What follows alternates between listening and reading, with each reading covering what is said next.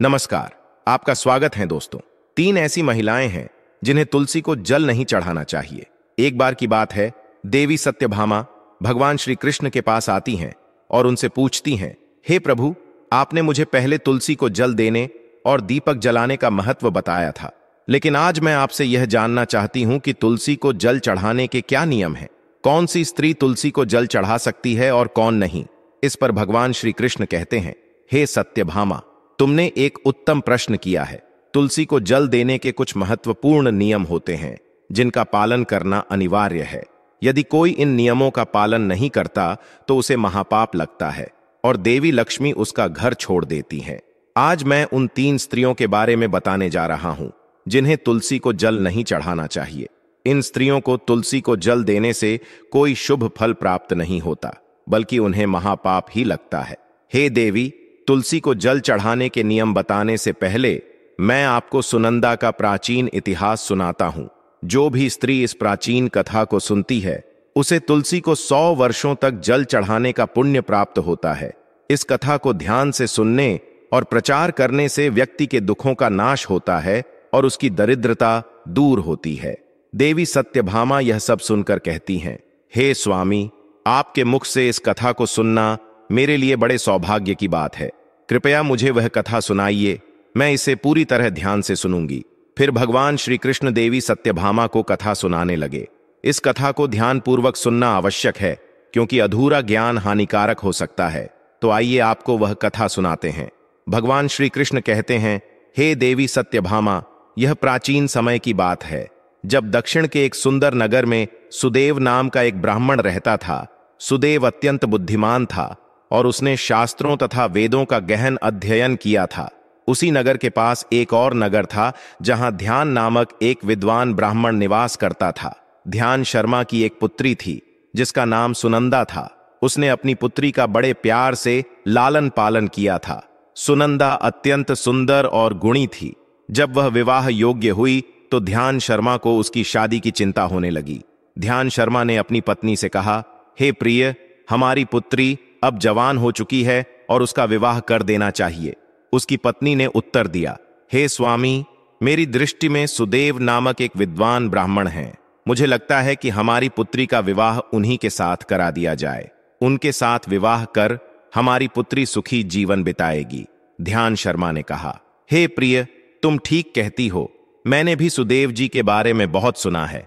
हम अपनी पुत्री का विवाह उन्हीं से करेंगे। मैं कल ही उनके पास विवाह प्रस्ताव लेकर जाऊंगा। फिर ध्यान शर्मा अपनी पुत्री के विवाह प्रस्ताव के साथ सुदेव के घर जाते हैं। सुदेव अपने माता पिता की सेवा कर रहा होता है। जब ध्यान शर्मा सुदेव को अपने माता पिता की सेवा करते हुए देखते हैं तो उन्हें बहुत प्रसन्नता होती है।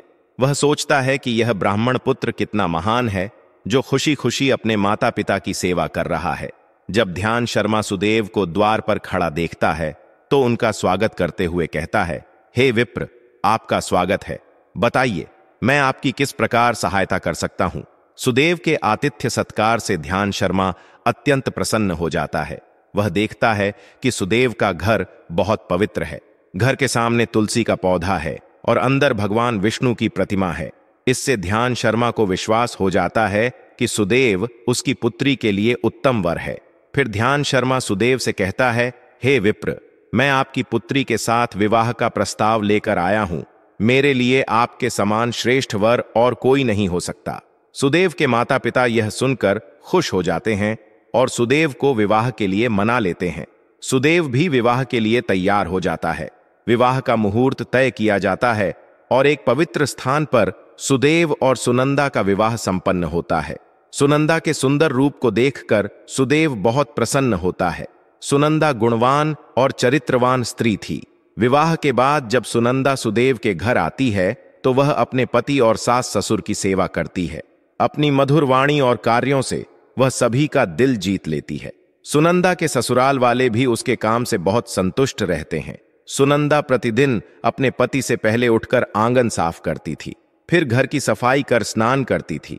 स्नान के बाद वह तुलसी को जल चढ़ाती और भगवान विष्णु और मां लक्ष्मी की पूजा करती थी। फिर भोजन बनाकर उसमें तुलसी पत्र डालकर भगवान को भोग लगाती थी। उसके बाद वह अपने पति को भोजन कराकर खुद भोजन करती थी। रात को वह पति के चरण दबाकर उसके सो जाने के बाद सो जाती थी। सुनंदा में एक पतिव्रता नारी के सभी गुण थे। वह अपने पति को परमेश्वर मानकर उनकी सेवा करती थी। सुनंदा ने कभी अपने पति के अलावा किसी अन्य पुरुष के बारे में नहीं सोचा। वह सत्य धर्म का पालन करने वाली और धार्मिक कार्यों में संलग्न रहने वाली एक पवित्र महिला थी। उसने कभी कोई अशुभ कार्य नहीं किया। सुनंदा के इस सात्विक और सरल स्वभाव से माता लक्ष्मी भी प्रसन्न थीं और उन्होंने स्वयं उसके घर में निवास करना शुरू कर दिया, जिससे सुनंदा के जीवन में सुख और समृद्धि बढ़ गई। भगवान श्री कृष्ण कहते हैं, हे देवी सत्यभामा, देवी लक्ष्मी उन्हीं स्त्रियों पर अपनी कृपा दृष्टि बनाए रखती हैं जो पतिव्रता होती हैं और जो सत्य धर्म का पालन करती हैं। सुनंदा में वे सभी गुण थे जो एक आदर्श पतिव्रता नारी में होने चाहिए। लेकिन आगे मैं तुम्हें बताऊंगा कि कैसे एक भूल के कारण देवी लक्ष्मी ने उसके घर को त्याग दिया। एक दिन सुनंदा का पति अत्यंत कामातुर होकर सुबह स्नान करने के बाद उसके पास आया और उसने सुनंदा के साथ शारीरिक संबंध बनाए, जिससे सुनंदा का शरीर अपवित्र हो गया। लेकिन सुनंदा का मन भी उस समय काम के प्रभाव में था, इसलिए वह अपने नित्य नियम को भूल गई और पति के साथ संबंध बनाने के बाद बिना स्नान किए ही तुलसी को स्पर्श कर उसे जल अर्पित कर दिया। इससे सुनंदा के शरीर में महामोह का प्रवेश हो गया। महामोह के प्रभाव से सुनंदा के सभी इंद्रिय उत्तेजित हो उठे। जैसे ही महामोह ने सुनंदा के शरीर में प्रवेश किया, देवी लक्ष्मी ने उसका घर छोड़ दिया और वहां से चली गईं। तब से सुनंदा के शरीर में बसे उस महामोह ने उसे सभी धार्मिक कार्यों से दूर कर दिया। इसका विपरीत प्रभाव सुनंदा के पति पर भी पड़ा और वह भी सदा कामात होकर सुनंदा के साथ विहार करने लगा। उसका मन सदैव ही काम वासना में लगा रहता था। फिर एक दिन सुनंदा के पति ने तो सभी सीमाओं का उल्लंघन किया और सुनंदा के मासिक धर्म के दौरान ही उसके साथ संबंध स्थापित किया, जिससे सुनंदा के शरीर में निवास कर रहा ब्रह्म हत्या का पाप उसके पति के शरीर में प्रवेश कर गया। हे देवी सत्यभामा, जब स्त्री मासिक धर्म से होती है तो उसके शरीर में 3 दिनों तक ब्रह्म हत्या का पाप निवास करता है, क्योंकि ब्रह्मदेव ने इंद्र के शरीर से ब्रह्म हत्या का पाप निकालकर वृक्ष, जल, अग्नि और अप्सराओं को ग्रहण करने के लिए कहा था। उसी समय से स्त्रियों के शरीर में मासिक धर्म के दौरान ब्रह्म हत्या का पाप निवास करता है और जो भी पुरुष मासिक धर्म के दौरान स्त्री को स्पर्श करता है अथवा उसके साथ संबंध बनाता है तो यह पाप उसके शरीर में प्रवेश कर जाता है। वही ब्रह्म हत्या का पाप सुनंदा के पति के शरीर के अंदर प्रवेश कर गया और वह जमीन पर गिर पड़ा। उसे तुरंत ही कोढ़ का रोग हो गया। उसका अंग अंग जलने लगा, उसके शरीर पर छाले पड़ गए और वह दर्द से चीखने चिल्लाने लगा, हाय, यह मुझसे क्या अपराध हो गया। मेरे द्वारा भयंकर पाप हो गया है। मैंने सब कुछ जानते हुए भी भयंकर पाप किया है। अब मेरी रक्षा कौन करेगा। सुनंदा की सास तुरंत उस स्थान पर आई और उसने देखा कि उसका बेटा कोढ़ की बीमारी से ग्रसित होकर जमीन पर पड़ा है। गुस्से में आकर वह सुनंदा से कहने लगी, अरे कुल्लटा, अरे पापिनी, तूने यह क्या कर डाला। अपने ही पति का धर्म भ्रष्ट कर दिया। अपने पति की यह हालत देखकर सुनंदा बहुत घबरा गई और जोर जोर से रोने लगी। हे सासू मां, मुझे क्षमा करो, मुझसे बहुत बड़ा अपराध हो गया है। काम के वशीभूत होकर यह अपराध मुझसे हो गया है। सुनंदा की सास ने कहा, हे पापिनी, तू इस घर से अभी चली जा। तुझ जैसी कुल्लटा स्त्री को इस घर में नहीं रहना चाहिए। तूने मेरे बेटे का जीवन नरक बना दिया। सुनंदा कहती है, हे सासू मां, मैं कहां जाऊं। मेरे पति के अलावा मेरा कोई नहीं है। मैं उन्हें छोड़कर जीवित नहीं रह सकती। सुनंदा की सास कहती है, तू कहीं भी जाकर मर जा, लेकिन अब तू इस घर में नहीं रह सकती। इतना कहकर सुनंदा की सास ने उसे धक्के मारकर घर से निकाल दिया। सुनंदा दुखी होकर घर से निकल गई और उसे अपनी भूल पर बहुत पछतावा होने लगा। उसे कुछ भी समझ में नहीं आ रहा था कि वह क्या करे। चलते चलते वह एक वन में पहुंची जहां एक साधु का आश्रम था। सहायता मांगने के लिए वह उस आश्रम में गई, लेकिन वहां कोई नहीं था। सुनंदा उसी आश्रम में बैठ गई और अपने दोष के बारे में सोचते हुए दुखी होने लगी। कुछ समय बाद उस आश्रम के आर्षि वहां आए। जब उन्होंने एक स्त्री को अपने आश्रम में दुखी बैठा देखा तो वे आश्चर्यचकित हो गए। पास जाकर उन्होंने उस स्त्री से पूछा, हे कल्याणी, तुम कौन हो और किस कारण से इस स्थान पर अकेले बैठी हो। तुम्हारे दुख का क्या कारण है। तब वह स्त्री कहती है, हे मुनिवर, मेरा नाम सुनंदा है। मेरे द्वारा गौर पाप हो गया था, उसी कारण से मैं अपने परिवार से बिछड़कर इस स्थान पर आई हूं। वह आर्षि कहते हैं, हे देवी, यह क्या कह रही हो? तुमने कौन सा पाप किया है? मुझे विस्तार से बताओ। मैं तुम्हारी कोई सहायता कर सकूं तो प्रयत्न अवश्य करूंगा। सुनंदा कहती है, हे मुनिवर, मेरे द्वारा घोर पाप हो गया है। मासिक धर्म के दौरान मैंने पति के साथ संबंध बनाया, इसी कारण से मेरे पति कोढ़ रोग से ग्रस्त हो गए और दुख भोग रहे हैं। फिर आर्षि कहते हैं, बेटी तुम चिंता मत करो, तुम्हारे द्वारा जो पाप हुआ है उसका प्रायश्चित करो, तुम्हें पाप से मुक्ति मिल जाएगी। तुम इस आश्रम में बैठकर भगवान विष्णु की पूजा करो, तुलसी को नित्य जल दो और गौ माता की सेवा करो, तुम्हारा पति जल्दी ही ठीक हो जाएगा। फिर वह सुनंदा वहीं पर उस आश्रम में रहकर भगवान विष्णु की नित्य पूजा करने लगती है। रोज स्नान करके वह ब्रह्मचर्य का पालन करते हुए तुलसी को जल चढ़ाती है और तुलसी के पत्र डालकर भगवान विष्णु को भोग लगाती है। फिर गायों को चारा डालती है, उनकी सेवा करती है। दिन भर वही भगवान विष्णु की मूर्ति के आगे बैठकर भगवान विष्णु की भक्ति करने लगती है। इस प्रकार से 1 वर्ष बीत जाता है। भगवान विष्णु सुनंदा की दृढ़ निष्ठा और भक्ति से अत्यंत प्रसन्न हो जाते हैं और सुनंदा को साक्षात दर्शन देते हैं। भगवान विष्णु को साक्षात अपने सामने खड़ा देखकर सुनंदा उन्हें बारंबार प्रणाम करने लगती है। तब भगवान विष्णु सुनंदा से कहते हैं, हे पुत्री, तुमने बड़ी ही श्रद्धा से और भक्ति भाव से मेरी आराधना की है, इसीलिए अब मैं तुम पर प्रसन्न हूं। कहो तुम्हारी क्या कामना है? तब सुनंदा कहती है, हे प्रभु, कृपया मुझे बताइए, मेरे किस दोष के कारण मेरे अंदर काम का वास हो गया, जिस कारण से मेरे द्वारा गौर पाप हुआ और मेरे पति को कोढ़ का रोग हो गया। भगवान विष्णु कहते हैं, हे पुत्री, अब तुम ध्यान से सुनो। तुम्हारे द्वारा अनजाने में ही एक पाप हुआ था, जिस कारण से तुम्हारे अंदर महामोह ने प्रवेश कर लिया था। एक दिन तुमने अपने पति के साथ संबंध बनाने के बाद बिना स्नान किए ही तुलसी को जल दिया था। पति पत्नी जब रति क्रिया करते हैं तो उनका शरीर अपवित्र हो जाता है और ऐसी अवस्था में तुलसी को कभी स्पर्श नहीं करना चाहिए। तुलसी लक्ष्मी का ही रूप है। तुमने अपवित्र अवस्था में ही तुलसी को जल अर्पण किया था, जिस कारण से देवी लक्ष्मी तुम्हारे घर का त्याग करके चली गई और फिर महामोह ने तुम्हारे अंदर प्रवेश कर लिया। उसी महामोह के कारण तुम्हारे और तुम्हारे पति के अंदर काम का प्रभाव अधिक बढ़ गया और मासिक धर्म के दौरान स्त्री के साथ संसर्ग होने के कारण तुम्हारे पति को कोढ़ का रोग हो गया था। वह सुनंदा कहती है, हे प्रभु, अनजाने में मुझसे यह बड़ा पाप हो गया था। अब इस पाप का क्या प्रायश्चित है? भगवान विष्णु कहते हैं, हे सुनंदा, इस पाप का प्रायश्चित तुमने 1 वर्ष तक ब्रह्मचर्य व्रत का पालन करके कर लिया है, इसीलिए अब तुम पाप से मुक्त हो। सुनंदा कहती है, हे प्रभु, कृपया मुझे बताइए, किस अवस्था में तुलसी को जल नहीं देना चाहिए और तुलसी को जल देने के क्या नियम है? भगवान विष्णु कहते हैं, हे सुनंदा, अब मैं तुम्हें तुलसी को जल देने के नियम बताता, तुम इसे ध्यान से सुनो। हे पुत्री, तुलसी एक अत्यंत पवित्र पौधा है। यह मुझे सबसे अधिक प्रिय है, इसीलिए इसकी सात्विकता बनी रहनी चाहिए। इस पौधे को कभी अपवित्र अवस्था में स्पर्श नहीं करना चाहिए। जो स्त्री मासिक धर्म से हो, उस स्त्री को इस पौधे को कभी स्पर्श नहीं करना चाहिए। मासिक धर्म के दौरान स्त्री के शरीर में ब्रह्म हत्या का पाप होता है। ऐसे में स्त्री को तुलसी को जल नहीं देना चाहिए। किसी भी स्त्री और पुरुष को संबंध बनाने के बाद तुलसी के पौधे को स्पर्श नहीं करना चाहिए और ना ही इसे जल देना चाहिए। संबंध बनाने पर स्त्री और पुरुष का शरीर अपवित्र हो जाता है। ऐसी अवस्था में तुलसी के पौधे को स्पर्श करने पर दोष लगता है। देवी लक्ष्मी ऐसे स्थान से चली जाती है। हे पुत्री, जो स्त्री अपने पति का त्याग करके चली गई हो, जो विवाह के पश्चात अपने पति को छोड़कर पुरुष के साथ निवास कर रही हो, ऐसी स्त्री को भी तुलसी को जल नहीं चढ़ना चाहिए।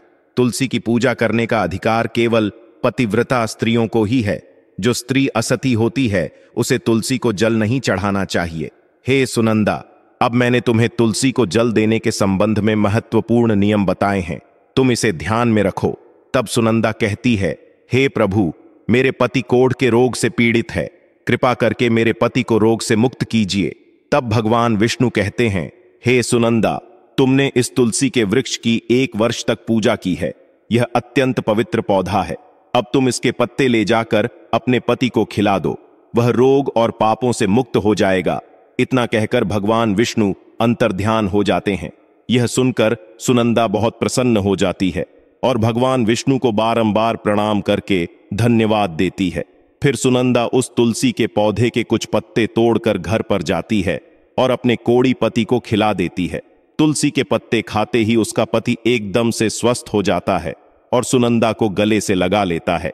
सुनंदा की सांस भी जब यह चमत्कार देखती है तो बड़ी प्रसन्न हो जाती है और फिर वे सभी प्रसन्नता से रहने लगते हैं। भगवान श्री कृष्ण कहते हैं, हे सत्यभामा, इसीलिए इन अवस्थाओं में स्त्रियों को तुलसी को जल नहीं चढ़ा चाहिए और ना ही तुलसी को स्पर्श करना चाहिए, अन्यथा इसके अशुभ परिणाम भोगने पड़ते हैं, जैसा सुनंदा के साथ हुआ था। दोस्तों, अब जानते हैं शास्त्रों के अनुसार तुलसी का पौधा लगाने के लिए सोमवार, बुधवार और रविवार के दिन विशेष रूप से शुभ माने जाते हैं, लेकिन सूर्य ग्रहण, चंद्र ग्रहण जैसे समय में तुलसी नहीं लगानी चाहिए। तुलसी को मिट्टी के गमले में लगाना सबसे अच्छा होता है और इसे घर के मुख्य द्वार के सामने सुंदर गमले में रखना चाहिए। तुलसी के गमले को जमीन या किसी ऊंचे स्थान पर रखें, लेकिन इसे लटकाना नहीं चाहिए। पौधे में अच्छी मिट्टी का प्रयोग करें और कभी भी अशुभ स्थानों की मिट्टी जैसे शमशान, नाली या शौचालय से प्राप्त मिट्टी का प्रयोग न करें। जिस तुलसी की पूजा होती है उसे जमीन में नहीं लगाना चाहिए, क्योंकि इससे पौधा अपवित्र हो सकता है और आकार में बड़ा होकर पूजा में कठिनाई पैदा कर सकता है। पशु भी नुकसान पहुंचा सकते हैं।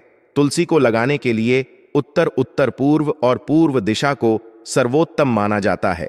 खासकर उत्तर पूर्व दिशा में लगाने से घर का वातावरण सकारात्मक होता है। तुलसी का पौधा आंगन में लगाना भी शुभ माना जाता है।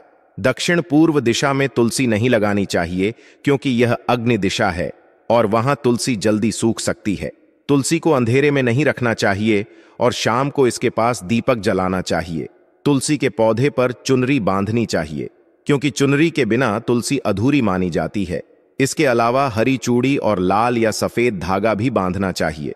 तुलसी के पत्ते तोड़ते समय चाकू जैसी धारदार चीजों का इस्तेमाल नहीं करना चाहिए, बल्कि उंगलियों से ही पत्ते तोड़ें। तुलसी की टहनी नहीं तोड़नी चाहिए, भले ही इसमें थोड़ा समय लग सकता है। तुलसी के पत्ते तोड़ने के लिए सिर्फ उतने ही पत्ते लें जितने आवश्यक हों। पत्ते तोड़ते समय नाखूनों का उपयोग न करें, क्योंकि इससे दुर्भाग्य आ सकता है और स्त्री का सौभाग्य नष्ट हो सकता है। एकादशी के दिन तुलसी के पत्ते नहीं तोड़ने चाहिए। एक दिन पहले ही पत्ते तोड़कर रख लें। सूर्य ग्रहण और चंद्र ग्रहण के समय तुलसी को नहीं छूना चाहिए। शाम के समय भी तुलसी के पत्ते नहीं तोड़ने चाहिए, क्योंकि तुलसी उस समय निद्रा अवस्था में होती है और ऐसा करना पाप माना जाता है। सूखी हुई तुलसी की पत्तियों को फेंकें नहीं, बल्कि मिट्टी में दबा दें। कभी भी इन्हें नाली या कचरे में न डालें। रविवार के दिन तुलसी को जल नहीं देना चाहिए और न ही पत्ते तोड़ने चाहिए। तुलसी को जल देते समय शुद्ध पानी का ही प्रयोग करें और गंदा या झूठा पानी न चढ़ाएं। तुलसी का पौधा गंदगी वाले स्थान पर न लगाएं, जैसे नाली के पास या बर्तन और कपड़े धोने के स्थान पर, क्योंकि गंदा पानी गिरने से तुलसी अशुद्ध हो जाती है। बिना स्नान किए तुलसी को जल न चढ़ाएं। जो भी महिला तुलसी को जल देती है उसे स्नान कर माथे पर सिंदूर लगाकर ही जल चढ़ाना चाहिए, ताकि तुलसी माता जल स्वीकार करें। अविवाहित महिलाओं या जिनके पति नहीं हैं, उन्हें सिंदूर लगाने की आवश्यकता नहीं है। तुलसी का पौधा कभी सूखना नहीं चाहिए, क्योंकि यह अशुभ संकेत होता है और घर में नकारात्मक ऊर्जा के प्रवेश का संकेत देता है। इसलिए तुरंत वास्तु उपाय करें। गुरुवार को तुलसी के पौधे में कच्चा दूध चढ़ाने से मां लक्ष्मी प्रसन्न होती हैं और घर से दुख, दरिद्रता और अशांति समाप्त होती है। गुरुवार को केले के पौधे के साथ तुलसी की पूजा करने से अपार धन संपत्ति प्राप्त होती है। केले में भगवान विष्णु और तुलसी में मां लक्ष्मी का वास होता है, इसलिए गुरुवार को इनकी पूजा जरूर करनी चाहिए। भगवान श्री कृष्ण ने देवी सत्यभामा को तुलसी की महिमा सुनाई। आशा है कि यह कथा आपको पसंद आई होगी। अपने विचार कमेंट करके जरूर बताएं। धन्यवाद।